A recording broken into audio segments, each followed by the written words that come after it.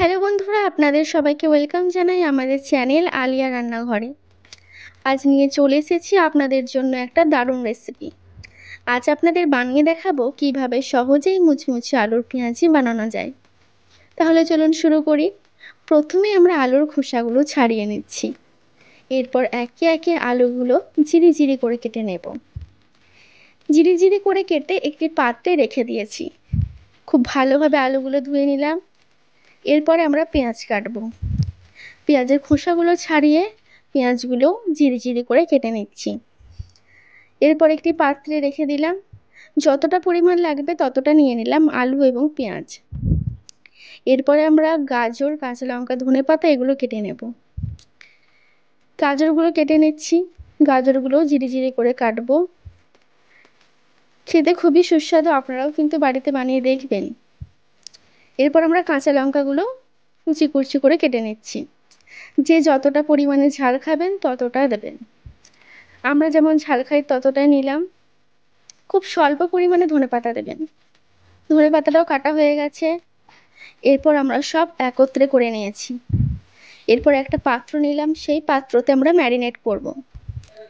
বেসনটা নিলাম, তারপরে আলুগুলো নিয়ে নিলাম, এরপর পেঁয়াজ নিয়ে নিলাম, তারপরে কাঁচা লঙ্কা, ধনেপাতা, গাজর এগুলো নিয়ে নিচ্ছি। এরপর আমরা মশলাগুলো দেব।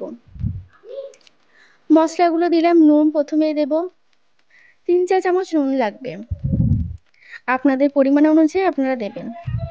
এরপরে হচ্ছে জিরে গুঁড়ো, হলুদ গুঁড়ো, লঙ্কা গুঁড়ো, ধনে গুঁড়ো দেবেন এবং কিছুটা গরম মশলা গুঁড়ো, গোলমরিচ গুঁড়ো দেবেন।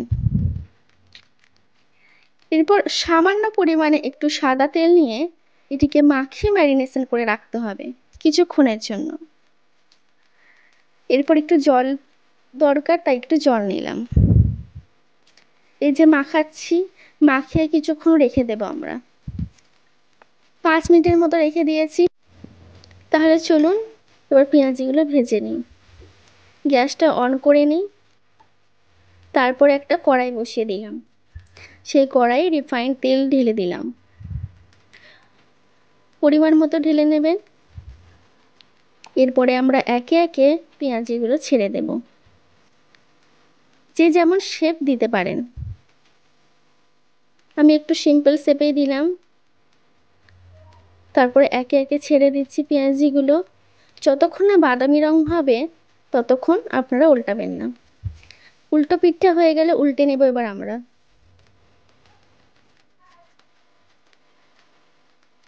উল্টে নিলাম।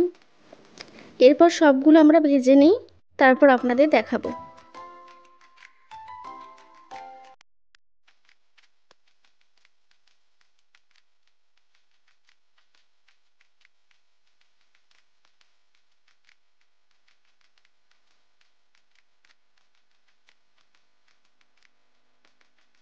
আমাদের ভিডিওটি ভালো লাগলে অবশ্যই লাইক অ্যান্ড শেয়ার করে দেবেন এবং যারা আমাদের চ্যানেলে নতুন তারা অবশ্যই সাবস্ক্রাইব করে দেবেন।